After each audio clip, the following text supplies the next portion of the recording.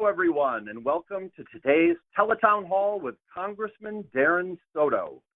During today's call, we'll be taking questions from constituents like you. To ask a question, please press star 3 on your telephone keypad right now. You may also sign up for the Congressman's newsletter by pressing star 6 at any time during the call. Again, please press star 3 right now to get in line to ask a question live, or press star 6 to subscribe to his newsletter. And with that, I'll turn it over to Congressman Darren Soto for his opening remarks. Congressman?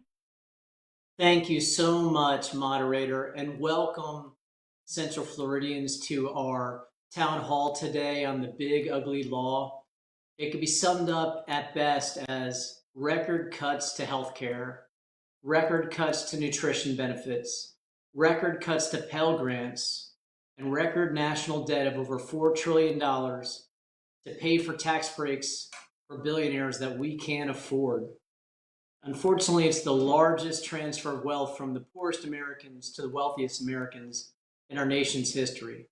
Most Central Florida families making under $100,000 a year will lose money or barely break even because of the massive cuts to healthcare, nutrition, and education. That's about 63% of all Central Florida households in our district.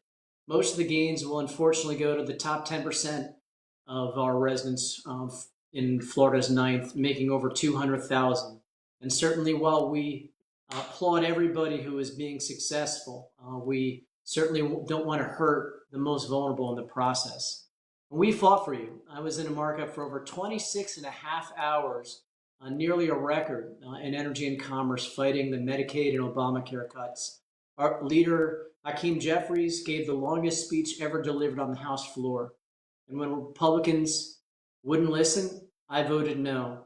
And there was bipartisan opposition, as every Democrat and several Republicans in both chambers also voted no. The biggest cuts, the biggest hit is to Obamacare. We see the Republicans refuse to extend the premium tax credit. In Florida's 9th Congressional District, we have the second most enrollment in the nation. Obamacare has been a smashing success for our district. But now, as a result of failing to extend these tax credits, we could see plans go up $1,500 to $15,000, especially for older couples, for families who are barely able to afford plans. This could affect them deeply. An estimated 108,700 constituents could lose their Obamacare as a result. That's a staggering figure. With Medicaid, there's nearly $1 trillion in cuts from the big ugly law. In Florida's 9th Congressional District, this includes kid care, nursing home care, and assisted living, as 158,000 constituents get their health care, predominantly kids, seniors, and the disabled. Nearly 10,000 kids, seniors, and disabled Americans here in Central Florida could lose their Medicaid as a result. We could see rural hospitals close. In addition, SNAP nutrition cuts, $186 billion in cuts, over 20% cut to the program.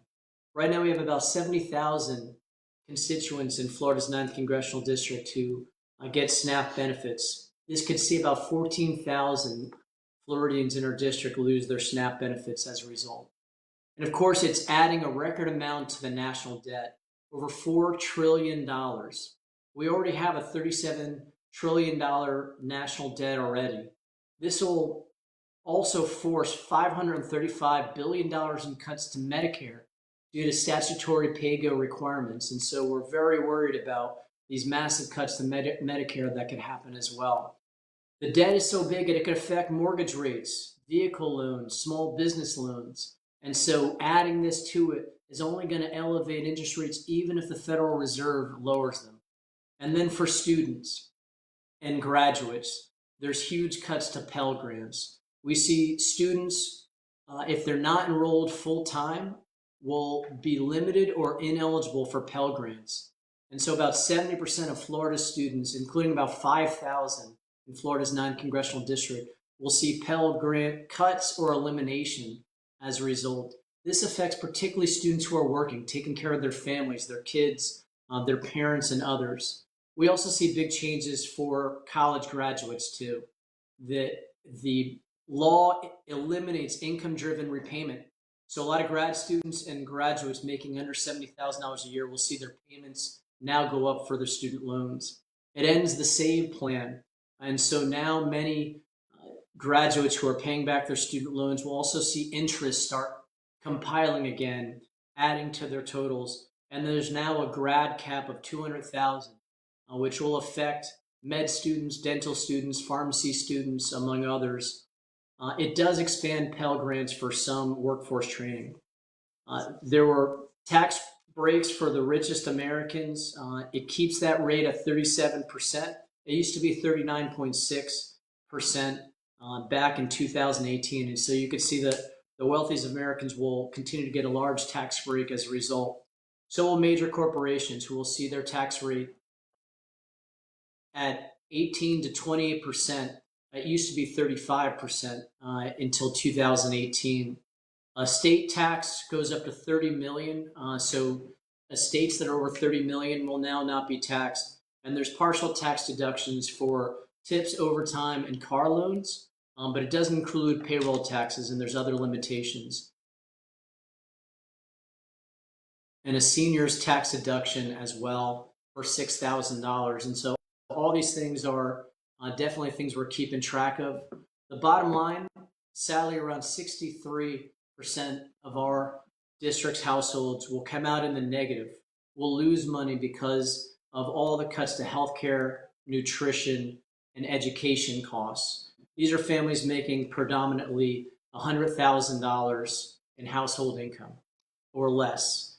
We could have afforded these middle-class tax cuts and not cut healthcare if Congress abandoned the major tax breaks for the largest companies and wealthiest Americans, which is why nearly 60% of Americans already oppose the big ugly law, according to a recent Fox News poll, and I believe that's probably low.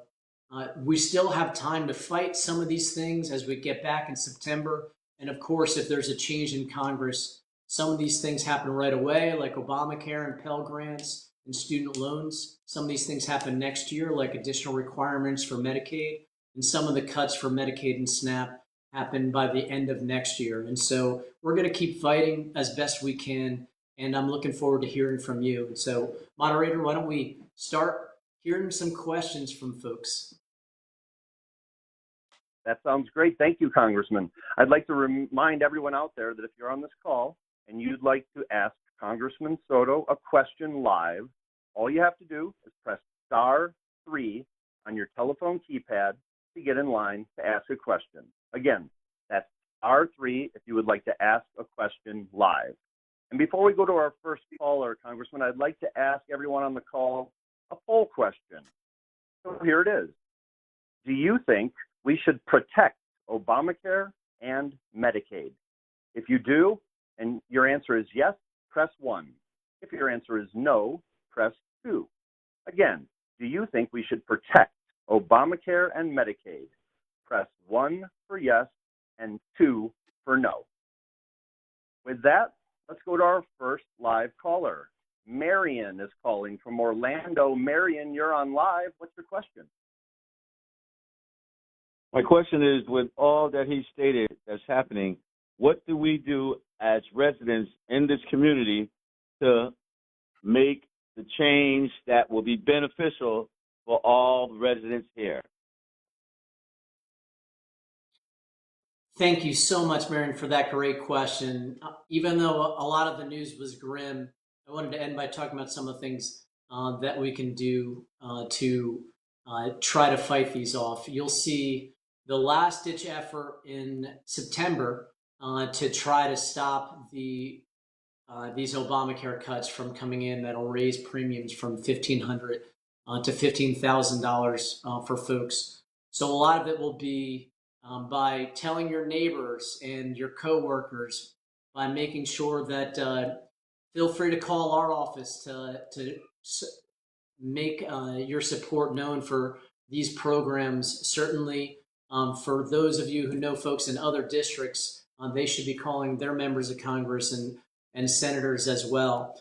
For the Pell Grants, And for the student loan changes that are now going to increase the amount people are paying back again, it's the same thing. We need to make sure members across Congress know that these increasing costs to Obamacare and student loans and to Pell Grants are unacceptable.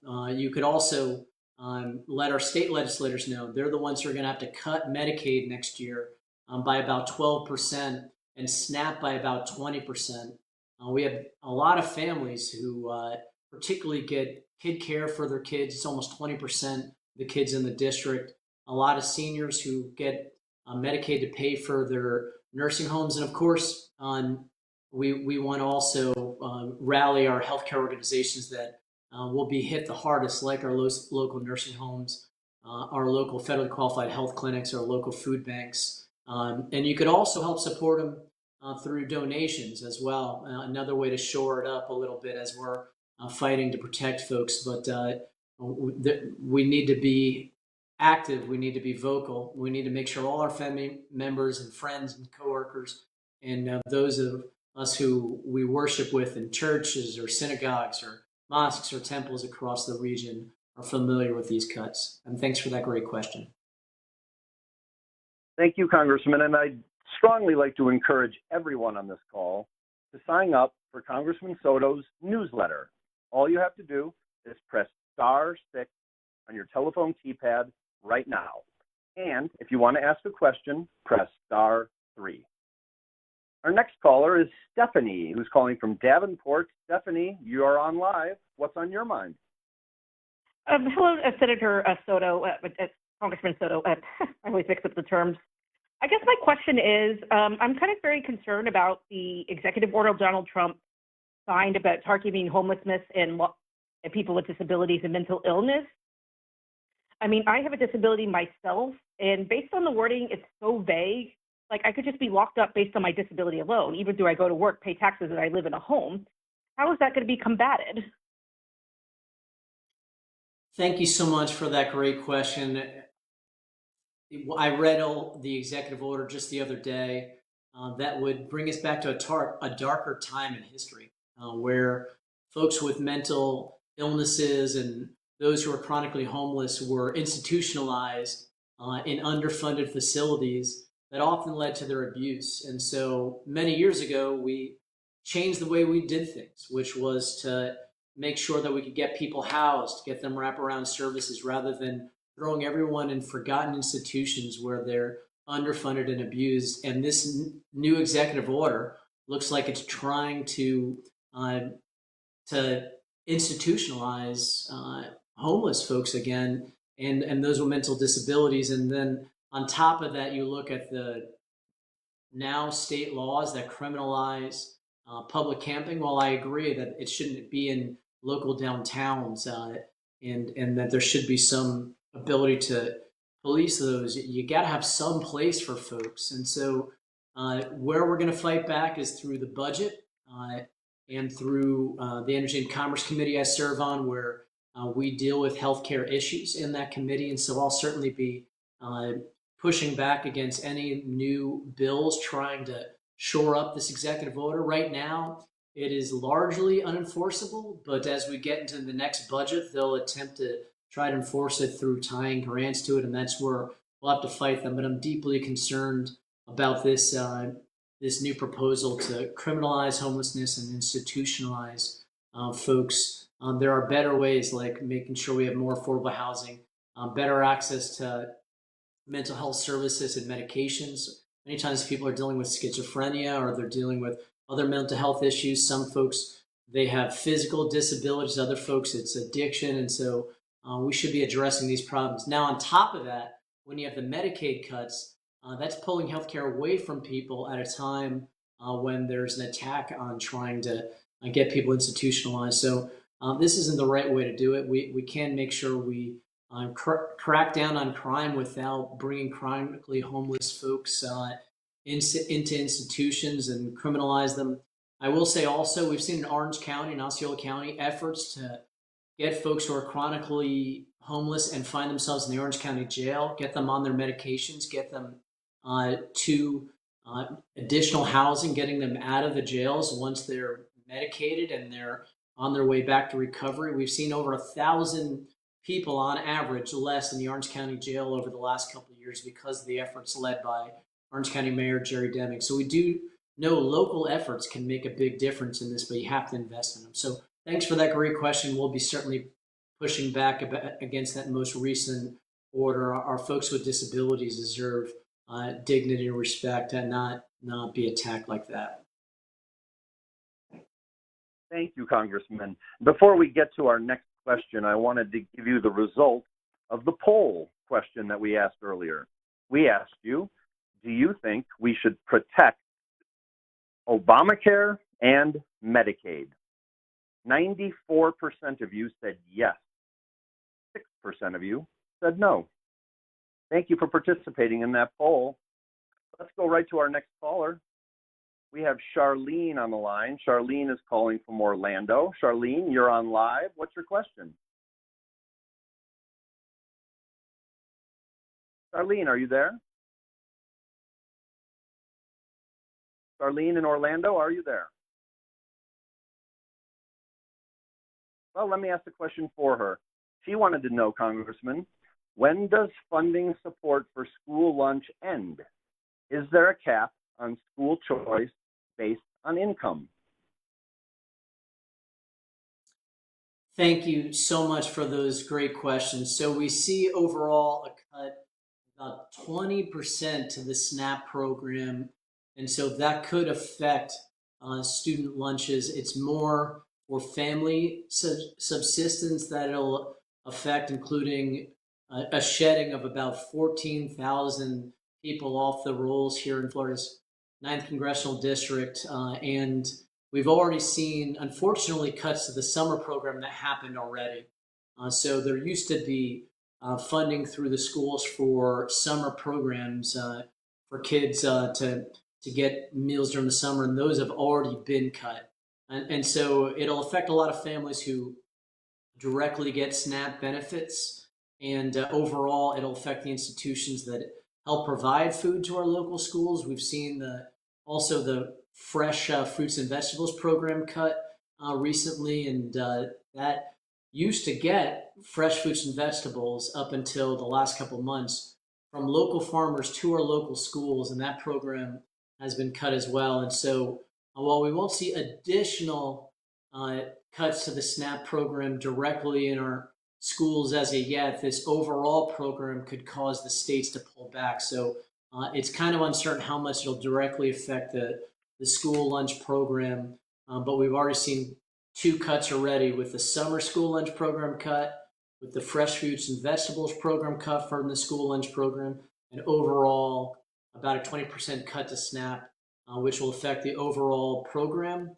But we could see other effects depending on how the state allocates those cuts to affect the school lunch program. So those are things that we'll wait and see on, but we'll certainly be encouraging them to try to blunt these cuts through the budget process later this year, as well as if we have a change in next Congress, we'll be able to fight some of those cuts going forward, and we'll do everything we can. Look, I don't think any child in the district should go hungry because they were born to a poor family. We see a lot of folks with humble beginnings doing amazing things around here, and kids are innocent, right? They're the last ones that should see these cuts, and of course our seniors as well, which lived their whole lives, worked their tails off, paid taxes their whole lives, and so I'm particularly sensitive to our seniors, our kids, the disabled community who rely on things like Medicaid and SNAP, most of whom are taxpayers or are innocent young people. So we're going to do everything we can to fight this, but I have to tell people the truth on what I saw in Washington and how it's going to affect the district, and that's why we're here today. A quick reminder to everyone out there, if you would like to get in the queue to ask the Congressman a question live, please press *3. And if you'd like to sign up for his e-newsletter, press *6. Let's go to our next caller. We have Hector on the line. Hector's calling from Kissimmee. Hector, what's your question? Hey, how are you guys? I'm over here in Georgia right now, tomorrow Mississippi, and then Wisconsin. And I'm a truck driver, and I've seen the best and the worst right now of these Republicans. They're saying that they're working for us, and somebody should remind them who they're supposed to be working for. But the worst thing that I've seen so far is all the things that they're taking people out of different places of work, and people that don't have no IDs, no badges, just wearing a mask. I mean, this is ridiculous. And I know the Republicans, they're not going to do anything about it. They're praising this because they think this is the right thing to do. But at the end of the day, we all going to get hurt eventually. So what can we do as Americans to help these people and to help the economy and to help all the stupidity that's going on around? And I'm sorry the Puerto Rican came out, but like you say, sometimes we have to take off the gloves. Thank you, Hector, for that great point. So first, the Big Ugly Law has $150 billion for deportations and for the border wall. And, that's more than the Marines get, to give you an idea of how big that is. And, we as Puerto Ricans, being the majority of Hispanics in the district, and the district being about half Hispanic, we stand in solidarity with our other brothers and sisters. And there are many immigrant communities beyond the Hispanic community too. And the thing to understand is, one, for folks who have family members that may get deported or may be threatened, it's important for them to know their rights. It's important for them to get attorneys. And we also can work in coordination with attorneys to make sure we know where they're at in the system, as well as to put pressure. We've seen most of the people deported, because I've been down to Alligator Alcatraz, I've been to the Orange County Jail. They're mostly young to middle-aged Hispanic males, cooks, landscapers, construction workers, farm workers. These are working people who are being deported, who are otherwise law-abiding, other than with immigration, and driving without a license is the predominant reason they get picked up, because they're not eligible for a license. And so this is going to hurt our entire economy. Florida has relied on immigrants to help keep our economy running for many years. They are parts of our community. And we as Puerto Ricans, we have family members who are Cubans and Dominicans. We know folks who are Venezuelan and Haitian and all these other countries that are coming in, that are part of our diasporas here. The other thing to know is that President Trump canceled legal status for 1 million folks in Florida, between terminating the TPS and parole programs. So he took away legal status from hundreds of thousands of Cubans, hundreds of thousands of Venezuelans, hundreds of thousands of Haitians, and we also have some Nicaraguans in the community that also lost their status. So they were here legally, and now they've lost their legal status, or they're about to in August or September.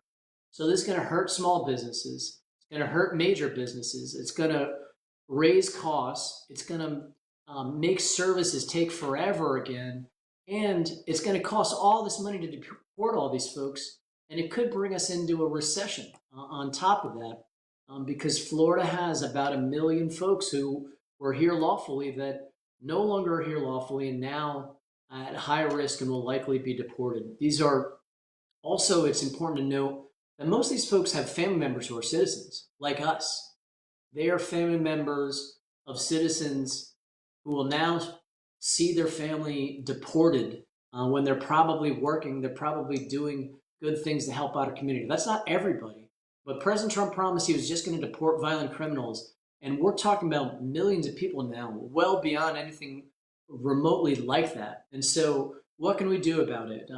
As I mentioned, you could reach out to our office. You definitely want to hire an attorney. You definitely want to know your rights. And some people may still be able to adjust their status. We're still seeing some folks, even in this climate, get their green cards. We're seeing folks, if you have your green cards, going to get your citizenship. There's even an attack by the Trump administration on naturalized citizens. They're trying to review nearly 30 million Americans whose citizenship has been naturalized to try to undermine it. These are folks who are citizens now. And so it's absolutely important that we push back every way that we can. This is tearing our community apart. And this is not what the president ran on. And now we see a lot of folks being hired right away with all this new money they have that don't have a lot of training, that hide their faces, that are going into different communities and causing the most division, the most damage. There would be continued support behind making sure that those who are convicted of violent crimes get deported. That is something we all agree on, but it's gone way beyond it. And as I went to Alligator Alcatraz, I saw young and middle-aged Hispanic men, 99% of them were that, in mid-80s heat, in cages. They have no running water there. They have to truck it in. They have no electricity there. They have to generate it in the middle of the Everglades. It should have no business being there. And the cruelty is the point, making people afraid. And so we can't live with fear. We can't live in the shadows. People need to make sure that they're well represented, that their families are helping stand up for them and vindicating their rights to the fullest extent of the law. So thank you for that, Hector. We, as you mentioned already, in the Puerto Rican community, stand in solidarity with immigrant communities across the district, the state, and the nation. But for a law, my dad, God rest his soul, wouldn't have been a citizen either. He and other Puerto Ricans born on the island are citizens by virtue of the Jones Act. Many Cubans were citizens by virtue of the Adjustment Act. So the law is the point. We could have expanded protections for Dreamers, for TPS recipients, for parolees, pathways to residency, and worker programs that make sense. But instead, there's been division and deportations. And for anybody who doesn't know anybody who's affected by this, what you're going to be affected by is a worsening economy, and it didn't have to be that way. So thank you for that great question, Hector. And we're ready for our next question or our poll question. Let's go to our second poll question before we take another caller. Here's the question for you all. Do you think we should protect SNAP nutrition benefits? If you do and your answer is yes, press 1. If your answer is no, press 2. Again, do you think we should protect SNAP nutrition benefits? Press 1 for yes and 2 for no. All right, let's go to our next caller. Right now we have Deanna live calling from Kissimmee. Deanna, you're on. Your question? Yes, good afternoon. Thank you for taking my call, and thank you for having the call.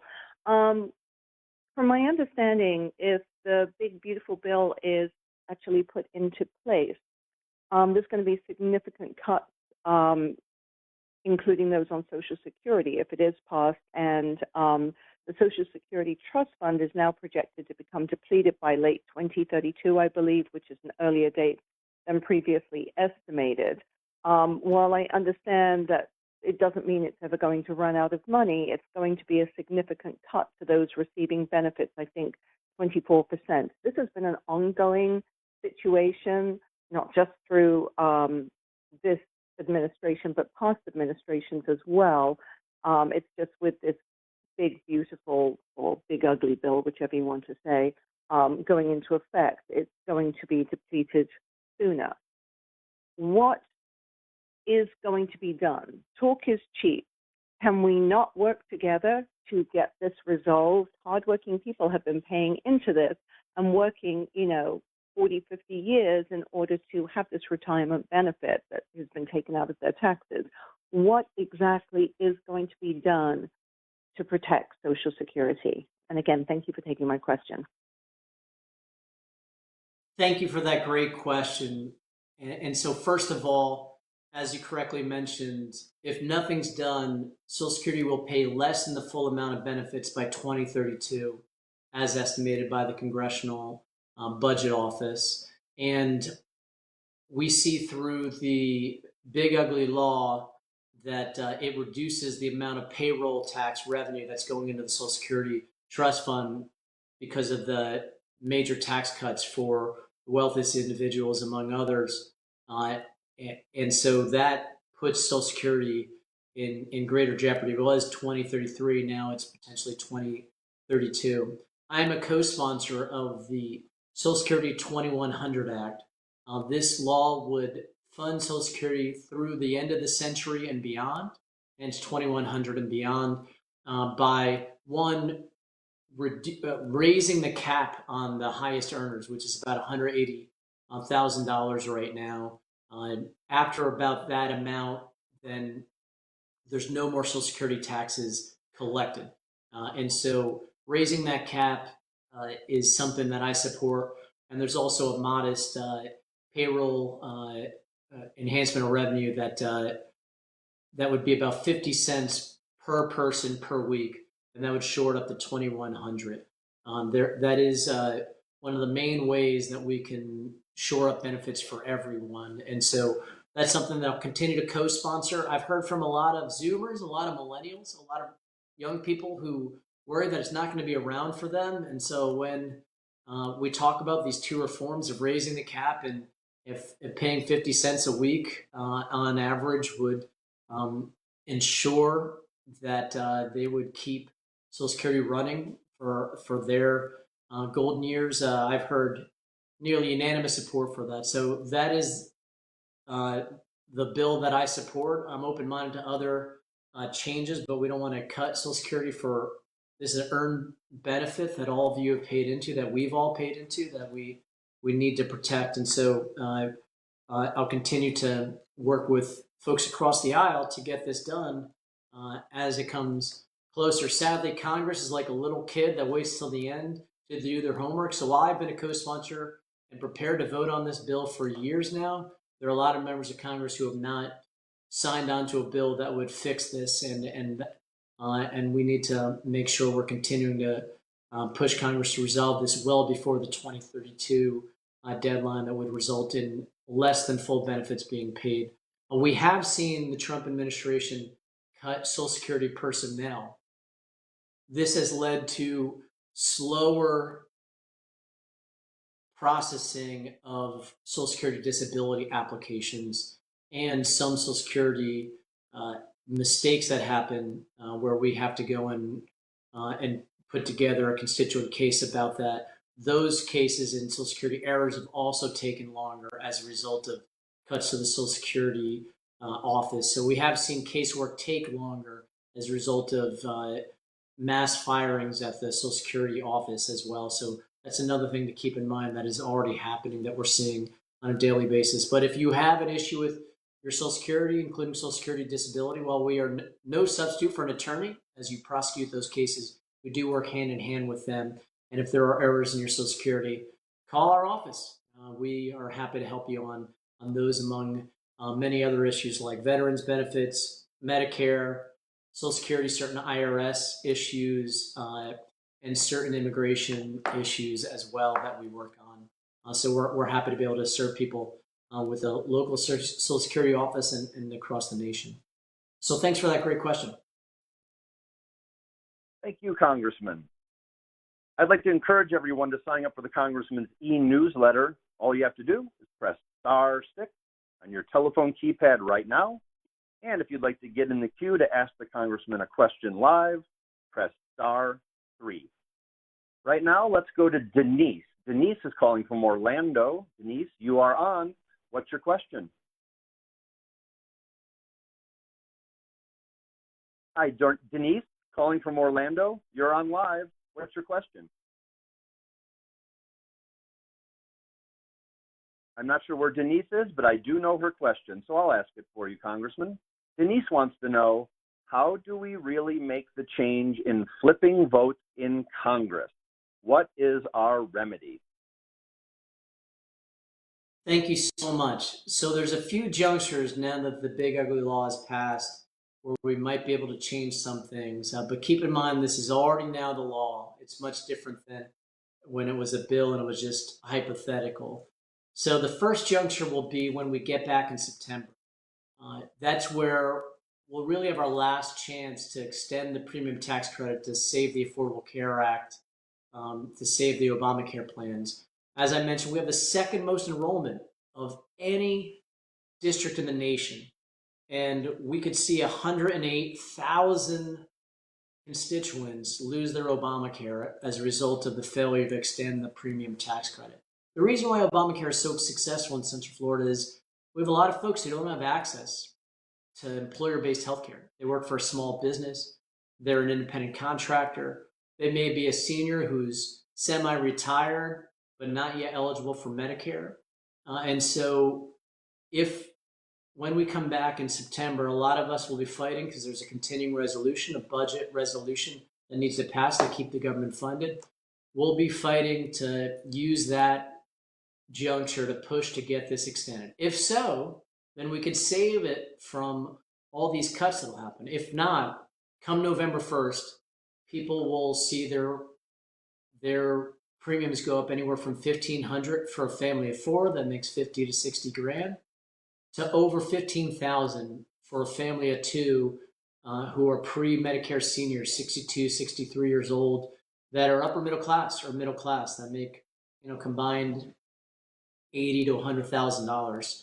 So a lot of folks in your Celebration and Sola Vida and Belle Isle area, among others. So you could see it go up from $1,500 to $15,000 per family, depending on where you are in that kind of rubric. So that'll be one juncture. Another will be in the state legislature. They have to actually make these cuts in the next budget. So for those of you who are very active with your state legislators, this is going to be something you're going to be able to work with them on, because this big ugly law forces Florida to cut 12% from its Medicaid program and 20% from the SNAP program. And so pushing back on your state legislators is another way to do this. And then as you see these additional requirements come on, those are other things we'll be able to fight into next year. And then one of the other issues will be, we have another election coming up, and who controls the House next term. A lot of the biggest Medicaid and SNAP cuts come in after the election, which should tell you something. It means that the Republicans don't like these cuts. They made them, and they're afraid. They know people are going to be angry, and so they're trying to wait till after the next election. But the problem is you're going to feel the Obamacare cuts. All the student loan borrowers are going to feel that, all the students currently. So if you owe student loans, if you're a student right now, you're going to feel it. The Medicaid requirements will happen next year. There's a lot of new paperwork, and unfortunately, people aren't going to fill it out because they're busy, or they're older, or they have some barriers to be able to fill out the paperwork. And so you'll already see a bunch of folks, literally hundreds of thousands of folks, who probably from one technicality or one paperwork glitch or another fail to do that paperwork and then lose their Medicaid.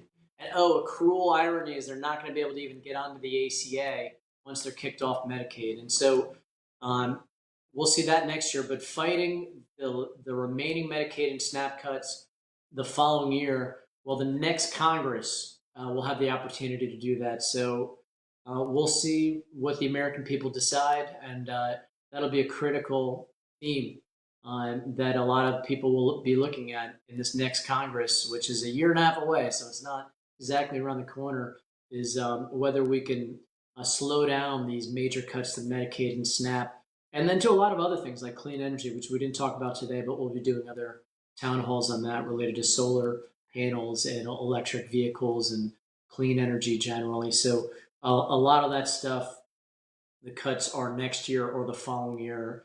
And we can always restore cuts next term. So there's going to be opportunities every 2 years for the American people to decide the fate of our nation, and all of you will have the power in your hands. Thank you so much. I'd like to take just a minute to give you the results of the second poll question we asked. We asked, do you think we should protect SNAP nutrition? 96% of you said yes. 4% said no. Thank you to everyone who participated in that poll. Now let's go to our next caller. We have Nadine on the line. Nadine's calling from Orlando. Nadine, what's your question? My question, well, thank you for taking my call, by the way. My question is, and not really a question, but what can you tell us about the states, including Florida and as we know, Texas, redrawing congressional maps? I know Gavin Newsom has spoken about it, but I would like to know if it's possible, if it's going to be done. Have you heard about that, or what it is? Because I'm honestly, I've been thinking for a long time, Democrats need to fight fire with fire and stop being the nice people in the room. Thank you, Nadine, for that great question. And it's something that is certainly concerning a lot of Americans. So President Trump has turned the Equal Protection Clause on its head and demanded that districts that are Democratic districts in Texas be gerrymandered, 5 of them. Nothing could be more un-American than trying to decimate districts and trying to have representatives choose who they represent rather than the voters choosing who represents them. This un-American plan will have a big fight in Texas. And the reason why they're trying to gerrymander Texas to steal 5 seats that are represented by Democratic members is they're deeply afraid that their big ugly law is deeply unpopular and that they'll lose the House. And so they have to do things like this that are unconstitutional. Now, you are correct that this could set up a domino effect of redistricting in California, where then the Democrats gerrymander, and in New York. Here in Florida, the map is already pretty gerrymandered, unfortunately. I disagree with the Supreme Court's ruling the other day. They used the Equal Protection Clause to eliminate a North Florida black access seat that's been around for a while, but based upon the Equal Protection Clause, which was founded during Reconstruction to protect minority groups, they did that to attack a minority district, which turns the whole U.S. Constitution on its head. They also ignored the Fair District Amendments, which say that where available, you're supposed to create these sorts of districts to give people access so that they're not divided into 5 to 10 districts and have no representation. You know, North Florida had a history of plantations. There's a large black population up there. That's why the courts helped draw this district ultimately years ago, and now they split it up. And of course, not only do I disagree with the Florida Supreme Court, I've urged the plaintiffs to bring that suit, since they used the Equal Protection Clause of the U.S. Constitution, to bring an appeal all the way to the U.S. Supreme Court. And I know what you're saying. You know, the U.S. Supreme Court, oh my gosh, they've been tough lately. But in this area, they've actually been pretty fair. We saw that both Alabama and Louisiana, they had those states redistrict based upon the Equal Protection Clause, because it discriminated against African Americans in both Louisiana and in Alabama. And so I do think that for the sake of protecting our fair district amendments that we voted for, 60-something%, you know, it's hard to get something in the Constitution in Florida. You need over 60%. That we can't let what I believe to be an erroneous interpretation of the Equal Protection Clause, that it makes a mockery of that clause, stand. They need to take it all the way to the Supreme Court and get that clarified. And why is that important? Because if there is any additional redistricting, we don't need this precedent that I believe is a misinterpretation to continue to stand. As it is, you have gerrymandering in areas like Seminole County, like Pinellas County, like Miami-Dade County, like Duval County, happening across this state. And, you know, I've never been afraid of having fair districts. I was a strong proponent of it. I think we should have districts that have general elections, you know, not just primaries. You know, you have to do both. And right now we have far too many districts that are an extreme one way or another, and general elections encourage all the most participation by the most people in Florida, and generally get members that will negotiate, that will work together for the common good and promote more bipartisanship. So I am worried, like you are, as well as everybody else, about these flagrant attempts to redistrict. But I think you could see Texas, California, New York, Florida, Missouri, New Jersey, many other states fall in a domino effect if Texas goes through with this. They don't get to decide the whole makeup of the Congress based upon gerrymandering and stealing seats. And so I hope it doesn't come to this. We certainly haven't been doing this, and I don't think it. I think it's un-American for them to try to do this. But we will see how this plays out. But I do think there will be reactions from other states should this happen, and it's unfortunate that they're even pushing for this. We should have a fair election in 2026 and let the American people decide. Let's take our next question. Great. Thank you, Congressman. Before we get to that question, I'd like to ask our final poll question for the day. Here it is. Do you support cutting health care and SNAP to fund billionaire tax breaks? If your answer is yes, press 1. If your answer is no, press 2. Again, do you support cutting health care and SNAP to fund billionaire tax breaks? Press 1 for yes, press 2 for no. Our next caller is coming to us from Orlando, and it's Juanita. Juanita, you are on live. What's your question? Hi, thank you for taking my call. I'm a veteran. I'm a United States Army veteran, and I don't think many people know that there have been cuts to veterans' benefits. Just May 1st, they cut the VASP program, which was a wonderful program to help veterans stay in their homes. And I just wanted to ask the congressman, because we're all scared, and I want to know what other, because this has always been something across the aisle that veterans, that Republicans and Democrats have always come together with, not cutting veterans' benefits for the greatest military, for the greatest country in the world, for those of us who have served, but they did. And so now I'm wondering, what other benefits, veterans' benefits, are they going to cut that you, Congressman, may have heard of, and how are you going to protect those benefits? Thank you so much, Juanita, both for your service to our country and for that great question. I'm deeply worried with negative growth last quarter and potentially negative growth this quarter that we could be falling into a recession, and that would mean that even more folks would be at jeopardy of losing their homes. So now is not the time to be cutting veterans' benefits, especially those that help keep veterans in their home. I promise to sign on to any bills and vote against any budgets that will cut a program like this.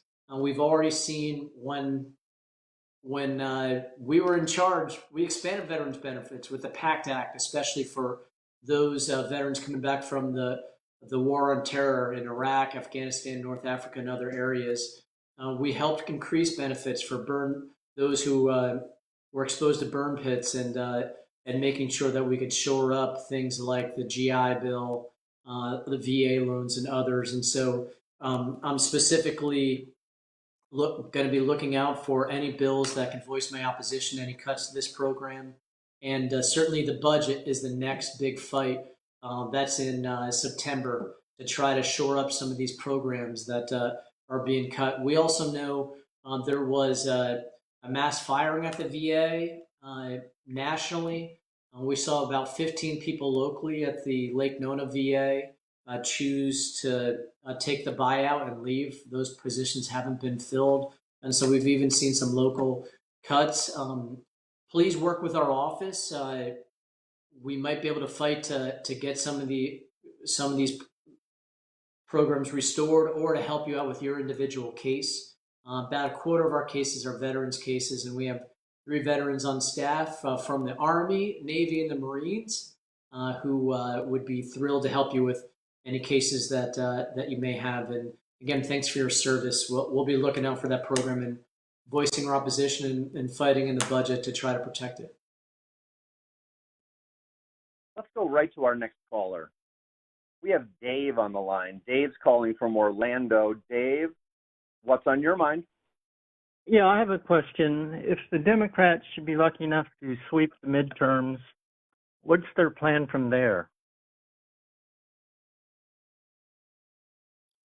Thank you so much, Dave, for your great question. So first, it would be to try to restore the cuts to Obamacare, Medicaid, SNAP, among others. It would be to hold the president accountable. Right now, we see everything from violating the budget and massive firings to ending programs like the U.S. Department of Education, which could cost Orange County Public Schools $20 million 2 weeks before school starts, $8 million in Osceola, and I believe about 12 to 15 million in Polk County. So it would be about one, restoring some of these cuts, two, holding the president accountable, and then three, working on costs and jobs. I am really worried that we see after literally 2+ years of economic growth, of job growth, that we saw our first negative quarter, the first quarter that Trump took office. And we could continue to see that because when you have when you have tariffs, when you have mass deportations, when you have mass firings and general chaos happening, all those things we need to rein in because that's hurting the economy as well. I do small business tours. I had a small business for many years, a law firm, and they're worried that there aren't as many customers coming in. People are worried about having enough workers because so many people are getting deported, and others who are here legally are now having their legal status stripped away. So it would be about restoring these cuts. It would be about holding the president accountable in all those areas, from tariffs to immigration to mass firings. I'm a big believer in balance, and right now we see anything but it. I'm a big believer in certainty. We need to provide certainty for businesses to thrive, large and small, for jobs to be created. And right now there's a whole lot of uncertainty, and a lot of the tariffs that are happening right now that are raising prices, they are based upon personal animus, based upon rivalries and which countries the president likes and doesn't like. That was not what was talked about on the campaign trail. I could tell you some strategic tariffs can work, but that's not what we have. We have across the board tariffs, 10% for every country, and upwards of 25 to 70 something percent, depending on other countries. And that we're seeing now prices go up as a result, both with goods at the grocery store and online. And so holding the president accountable, stopping some of these cuts, trying to bring certainty back to our economy, lowering prices, or at least stopping the continual rise in costs, as well as protecting small businesses and our workforce. All these things, and there may be others as as we get into this next year and a half, other themes come up. So that's just what we know for right now. But there may be other issues in the horizon that we face, and certainly those would be part of it too. But all those things that you hear on a daily basis, our office talk about in our newsletter, which I hope you all will sign up for. We're just dying to have you be on the newsletter and see all the productive local things we're doing with regard to housing and infrastructure and jobs and environment, as well as some of these big fights. I know we talked about a lot of those today. So if you're not in our newsletter, what are you waiting for? We would love to tell you about what we're working on every week, and it's one of our most popular communications. So urge everybody to sign up for the newsletter. And moderator, how can they do that? You'll stay on the line right after this call. At this point, you'll leave your name and your email address after the tone, and we will sign you up for that newsletter. What I'd like to do real quickly right now, Congressman, is give you the result of that third poll we asked. We asked you, do you support cutting health care and SNAP to fund billionaire tax breaks? 3% of you said yes. 97% of you said no. Congressman, we're just about out of time. Would you like to give a quick closing remark? Thank you so much. Oh, I appreciate the feedback from all of our constituents on the line today. This will also be available on Facebook Live for anybody who wants to review it later on or couldn't spend all the time on the call. We want everybody to have the benefit of a lot of these great questions. You know, I'm an optimist by nature, and it breaks my heart to talk about some of the things that were passed in the big ugly law. I also have a duty to be honest to our constituents and let folks know what they could be facing, what we're doing to fight, and what we can do for change. And so, thank you all for participating. I promise to continue to stand up for Central Florida, to listen to you all, and to do my best to improve what was an unfortunate chapter in American history. But there'll be many more, and we will continue to write them together. God bless everybody, and thanks for being on today. Thank you, Congressman, and thank everyone for joining today's telephone town hall with Congressman Darren Soto. If you'd like to stay up to date on the Congressman's work, please follow him on Facebook, X, and Instagram at Rep. Darren Soto. If you would like to subscribe to his e-newsletter, as I just stated, stay on the line and leave your name and email address after the tone. Thank you all, and have a great rest of your day.